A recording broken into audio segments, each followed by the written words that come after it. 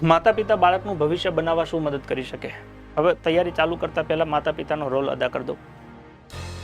વિદ્યાર્થીનો role છે ભણવાનો, પણ વિદ્યાર્થી ભણે છે કે નથી ભણતું એ ચેક કરવાની જવાબદારી કોની છે? તો કે ચેક કરવાની જવાબદારી માતા પિતાની છે.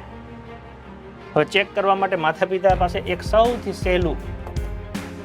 સહેલું બાનું જો હોય તો એ છે કે અમે ભણેલા નથી, એટલે કે અમે અભણ છીએ, અમને ખબર ન પડે. આ માતા પિતા નોર્મલ કોમન હોય છે કે ભાઈ અમે તો ભણેલા નથી સાહેબ, અમને શું ખબર પડે. અરે વાહ, તમારા જેટલા હોશિયાર તો અમે આ સંસારમાં નથી જોયા મારા વાલા.